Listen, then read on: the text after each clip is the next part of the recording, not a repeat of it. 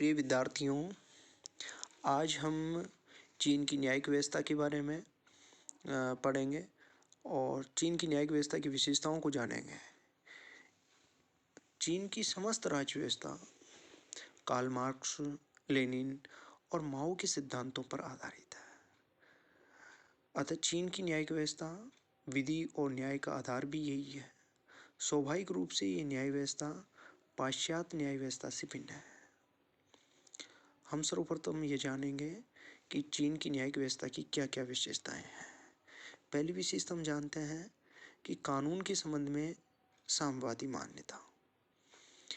पश्चिमी प्रजातांत्रिक देशों की यह मान्यता है कि राज्य और कानून समस्त जनता के हितों की रक्षा के साधन होते हैं, लेकिन साम्यवादी विचारधारा के अनुसार राज्य एक ऐसा यंत्र है जिसका कार्य एक विशेष प्रकार के सामाजिक संगठन की स्थापना और उसकी रक्षा करना है। उसके विचार अनुसार पूंजीवादी सामाजिक संगठन की रक्षा पूंजीवादी राज्य द्वारा ही संभव होती है, क्योंकि राज्य के कानून राज्य की आज्ञाएं होती हैं। अतः कानून का स्वरूप भी राज्य के स्वरूप के अनुसार ही होता है। इस दृष्टिकोण के अनुसार कानून शक्तिशाली वर्ग की इच्छा मात्र होती है, जिसे अधिनियम का स्तर दे दिया जाता है। कानून के स्वरूप के विषय में जो उक्त साम्यवादी मान्यता है, उसी पर साम्यवादी चीन की कानून व्यवस्था भी आधारित है। वह इस बात को स्वीकार नहीं किया जाता कि राज्य के आर्थिक तथा सामाजिक ढांचे से अलग शाश्वत न्याय के किन्हीं सिद्धांतों पर कोई कानूनी व्यवस्था आधारित हो सकती है। वह वस्तुतः यह मानकर चलती है कि कानून शासक वर्ग की इच्छा की अभिव्यक्ति के साधन मात्र होते हैं और एक समाजवादी राज्य में कानून ऐसे होने चाहिए जिनसे श्रमिकों और उनके अधिनायक तंत्र के हितों की सुरक्षा बनी रहे। अतः साम्यवादी चीन की विधि और न्याय संबंधी धारणा में प्राकृतिक कानून अथवा राज्य के विरुद्ध सुरक्षा का व्यक्ति का अधिकार जैसे विचारों के लिए कोई स्थान नहीं है।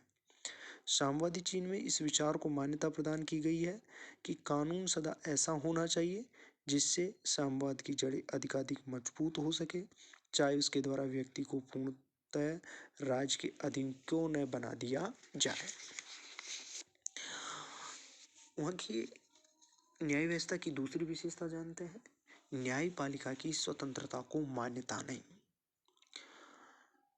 चीन की न्यायिक व्यवस्था के अंतर्गत न्यायपालिका की स्वतंत्रता को कोई मान्यता नहीं है। पश्चिमी प्रजातंत्रों में शासन के अन्य अंगों से न्यायपालिका की पृथकता और न्यायाधीशों की स्वतंत्रता तथा निष्पक्ष विधि के शासन और नागरिक स्वतंत्रता की रक्षा के लिए इन नागरिक स्वतंत्रता की रक्षा के लिए अपरिहार्य समझे जाते हैं और न्यायपालिका को राजनीतिक दबावों से मुक्त रखने के लिए व्यापक व्यवस्था की जाती है। लेकिन साम्यवादी देशों में न्यायपालिका के द्वारा व्यक्ति की स्वतंत्रता की रक्षा के स्थान पर समाजवादी व्यवस्था के रक्षक का कार्य किया जाता है। पश्चिमी प्रजातंत्र इस मान्यता पर आधारित है कि व्यक्ति और राज्य के बीच न्यायोचित संघर्ष की स्थिति उत्पन्न हो सकती है, लेकिन साम्यवादी विचारधारा जिसे चीन में स्वीकार किया गया है, यह है कि सरकार जनता ही है और शासन के विरुद्ध किया गया कोई भी कार्य जनता के विरुद्ध किया गया कार्य होने के कारण क्रांति विरोधी प्रतिक्रियावादी है और व्यवस्थापिका तथा कार्यपालिका के समान ही न्यायपालिका का भी कर्तव्य है कि इस प्रकार की क्रांति विरोधी और प्रतिक्रियावादियों का दमन करे। अतः न्यायाधीश अराजनीतिज्ञ होने के स्थान पर साम्यवादी दल के प्रमुख सदस्य होते हैं। सर्वोच्च जन न्यायालय के वर्तमान चेयरमैन साम्यवादी दल के पोलिट ब्यूरो के लंबे समय से चले आ रहे सदस्य हैं और एक अवसर पर उन्हें पुलिस को कहा था कि वह और अधिक क्रांति विरोधियों को उनके सामने लाए।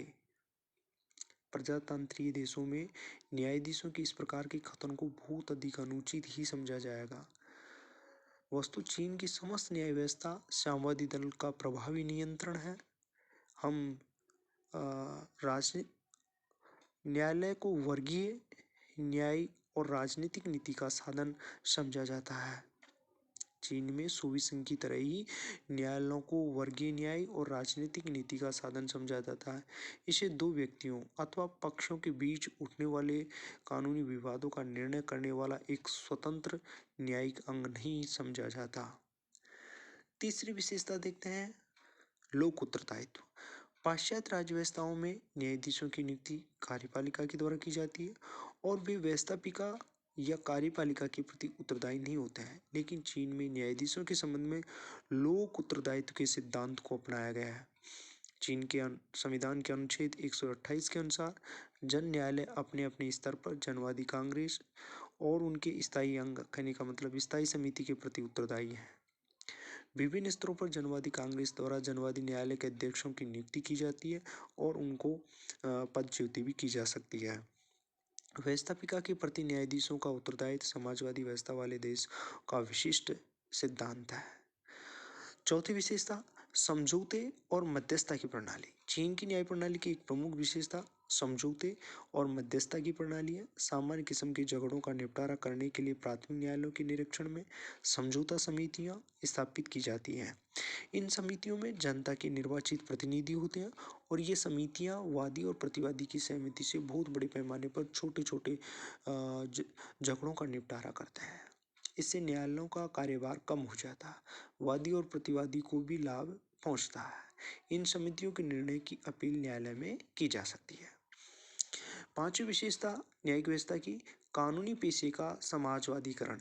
साम्यवादी स्थापना के पूर्व कुमिनतांग शासन व्यवस्था में भी कानूनी पेशे के लोग संपत्तिशाली वर्ग से ही आते थे और इस कारण क्रांति के बाद शुरू के दिनों में कानूनी पेशे को शत्रुता की दृष्टि से देखा गया।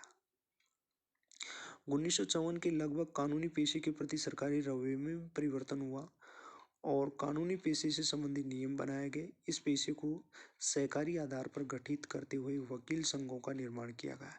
इन संघों द्वारा कानूनी परामर्शदात्री कार्यालयों की स्थापना की गई। इन कार्यालयों की आय को संबंधित वकीलों में उनके कार्य की मात्रा और योग्यता के अनुसार बांट दिया जाता है। इस प्रकार कानूनी पेशे के संबंध में अर्ध सरकारी व्यवस्था को अपनाया गया है।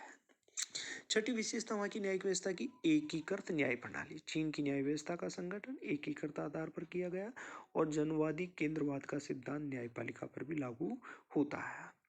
संविधान द्वारा सर्वोच्च न्यायालय, स्थानीय जन न्यायालय, विशेष न्यायालय, इन तीन स्तरीय ढांचे को एक ही सूत्र में पिरोया गया है। सातवीं विशेषता न्यायाधीशों का निश्चित काल के लिए निर्वाचन। सामान्यतः ऐसा समझा जाता है न्यायाधीशों को कार्यपालिका द्वारा जीवन पर्यंत या सेवानिवृत्ति की आयु तक के लिए नियुक्त किया जाता है, किंतु चीन में न्यायाधीशों को वहाँ की व्यवस्थापिका या जनवादी कांग्रेस या उसकी स्थायी समिति के द्वारा 5 वर्ष की अवधि के लिए निर्वाचन किया जाता है। न्यायिक पुनरावलोकन नहीं। अगली विशेषता हम जानते हैं कि चीन में न्यायिक पुनरावलोकन नहीं पाया जाता। चीन की न्यायपालिका न केवल स्वतंत्र नहीं है, वरना उसकी स्थिति भी महत्वपूर्ण नहीं है। उसे संविधान और कानून की व्याख्या करने की वह शक्ति प्रदान नहीं की गई है जो सामान्यतः अन्य राज्यों की न्यायपालिका को प्राप्त होती है। चीन में कानून की व्याख्या करने की शक्ति सर्वोच्च न्यायालय को प्रदान करने के बजाय जनवादी कांग्रेस की स्थायी समिति को प्रदान की गई है।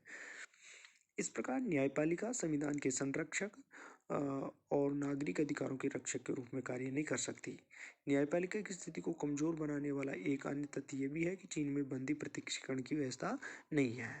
अगली विशेषता खुली न्यायिक कार्रवाई। संविधान में लिखा गया है चीन में जनवादी न्यायालयों के अधिवेशन गुप्त रूप से न होकर सब लोगों के सामने होते हैं। जिन मुकदमों से देश की रक्षा के खतरे में पड़ती है केवल उनकी सुनवाई गुप्त रूप से की जा सकती है। अगली विशेषता स्थानीय भाषा में कार्य का संचालन। साधारणतः न्यायालयों में एक या दो भाषा ही वैधानिकता के रूप में मान्य होती है, परंतु चीन के नागरिकों को न्यायालय में अपनी भाषा में अपना पक्ष प्रस्तुत करने की स्वतंत्रता दी गई है। अब देखते हैं चीन के न्यायालयों का संगठन। संविधान के अनुसार चीन के जनवादी गणराज्य में 3 प्रकार के न्यायालय हैं: सर्वोच्च न्यायालय, स्थानीय जन न्यायालय और विशेष जन न्यायालय। इन न्यायालयों की रचना कानून द्वारा निर्धारित की जाती है। प्रत्येक वर्ग के न्यायालय का अपना एक अध्यक्ष होता है जिसका कार्यकाल 5 वर्ष का होता है। सभी स्तर के जन न्यायालय अपने स्तर के जन कांग्रेस और उसकी स्थायी समिति के प्रति उत्तरदायी होते हैं। सबसे पहले हम जानते हैं सर्वोच्च जन न्यायालय। सर्वोच्च जन न्यायालय चीन का सबसे बड़ा न्यायालय जिसमें एक अध्यक्ष, उपाध्यक्ष और अन्य न्यायाधीश होते हैं। इसका अध्यक्ष 5 वर्ष के लिए जनवादी कांग्रेस के द्वारा निर्वाचित होता है। जनवादी कांग्रेस ही उसे पदच्युत भी कर सकती है। उपाध्यक्ष तथा अन्य न्यायाधीशों को जनवादी कांग्रेस की स्थायी समिति नियुक्त करती है तथा वही पदच्युत करती है। न्यायाधीशों की संख्या संविधान द्वारा निश्चित नहीं की गई। इसमें एक दीवानी विभाग, एक फौजदारी विभाग, कुछ अन्य विभाग भी होते हैं जिनकी आवश्यकता समझी जाए। संविधान में सर्वोच्च न्यायालय की शक्ति अधिकार क्षेत्र का विस्तृत विवेचन नहीं किया गया। संविधान में केवल इतना ही कहा गया है कि सर्वोच्च न्यायालय उच्चतम न्यायिक संगठन है और वह स्थानीय न्यायालय और विशेष न्यायालयों के न्यायिक कार्यों की देखरेख करेगा।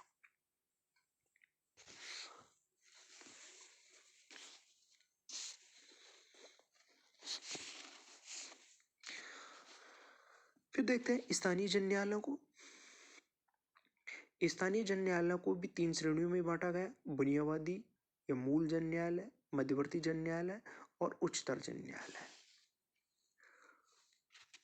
ये 3 भागों में स्थानीय जन न्यायालयों को बांटा गया है।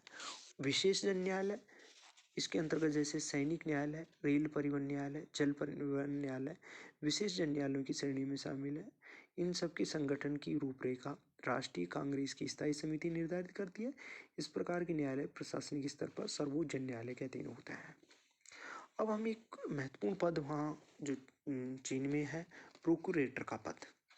नए संविधान के अनुच्छेद 130 के अनुसार सर्वोच्च जन प्रोक्यूरेटर की पद की व्यवस्था की गई है। अन्य स्तरों पर स्थानीय प्रोक्यूरेटर तथा सैनिक एवं विशिष्ट प्रोक्यूरेटरों के पद निर्मित किए गए हैं। इनका कार्यकाल 5 वर्ष है। प्रोक्यूरेटर जनरल अधिक से अधिक 2 कार्यकाल पूरी कर सकता है। प्रोक्यूरेटर का संगठन कानून द्वारा तय किया गया है। जन प्रोक्यूरेटर अपने कृत्यों का निर्वहन स्वतंत्र रूप से करेंगे। अन्य प्रशासकीय संगठन, सार्वजनिक संगठन या व्यक्ति उनके कार्यों में दखल नहीं लेंगे। सर्वोच्च जन प्रोक्यूरेटर इस संगठन का सर्वोच्च अधिकारी होगा और स्थानीय जन प्रोक्यूरेटरों को यह निर्देश दे सकेगा। अपने कृत्यों के निर्वहन के लिए वह राष्ट्रीय जन कांग्रेस व स्थायी समिति के प्रति उत्तरदायी होता है। इस प्रकार चाइना में न्यायिक संगठन पाया जाता है।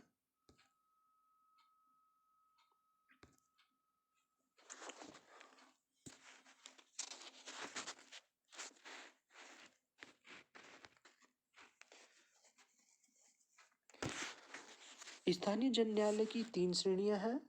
पहली बुनियादी या मूल जन न्यायालय। बुनियादी या मूल जन न्यायालय काउंटी, नगरपालिका या जिला स्तर पर स्थापित किए जाते हैं। इस प्रकार के प्रत्येक न्यायालय में एक अध्यक्ष, 2 उपाध्यक्ष और अन्य न्यायाधीश होते हैं। ये फौजदारी और दीवानी अभियोगों की सुनवाई हेतु अलग अलग न्यायाधीशों की व्यवस्था की जाती है, परंतु आवश्यक होने पर ये संयुक्त रूप से भी अभियोग सुन सकते हैं। स्थानीय जन न्यायालय का में दूसरी श्रेणी का एक न्यायालय है मध्यवर्ती जन न्यायालय, जो प्रांतों, स्वायत्त प्रदेशों, केंद्रीय सरकार के प्रत्यक्ष रूप से अधीन नगर पालिकाओं और या क्षेत्रों या बड़ी नगर पालिकाओं के मध्यवर्ती जन न्यायालय स्थापित किए गए। इस प्रकार के प्रत्येक न्यायालय में एक प्रधान, 1 या 2 प्रधान, खंडों के मुख्य न्यायाधीश, कुछ अन्य न्यायाधीश होते हैं। मध्यवर्ती जन न्यायालय आवश्यकता अनुसार फौजदारी, दीवानी, अन्य विभाग या खंड स्थापित कर सकते हैं। उच्चतर जन न्यायालय, प्रत्येक प्रांत में एक उच्चतर जन न्यायालय की व्यवस्था की है। इसमें एक अध्यक्ष, 1 से अधिक उपाध्यक्ष, बेंचों के मुख्य न्यायाधीश, अन्य न्यायाधीश होते हैं। अन्य न्यायालयों की भांति उच्चतर जन न्यायालय में भी एक फौजदारी विभाग, एक दीवानी विभाग होता है। आवश्यकता अनुसार अन्य विभाग भी स्थापित किए जा सकते हैं। ये न्यायालय उन मुकदमों को सुनते हैं जो कानून के अनुसार इनके मौलिक क्षेत्र अधिकार में आते हैं। तो इस तरह से चीन में 3 तरह के न्यायालय हैं: सर्वोच्च जन न्यायालय, स्थानीय जन न्यायालय। स्थानीय जन न्यायालय में भी 3 तरह के न्यायालय हैं: एक बुनियादी न्यायालय, मध्यवर्ती न्यायालय और उच्चतर न्यायालय, विशेष न्यायालय। तो ये 3 तरह के न्यायालय पाए जाते हैं।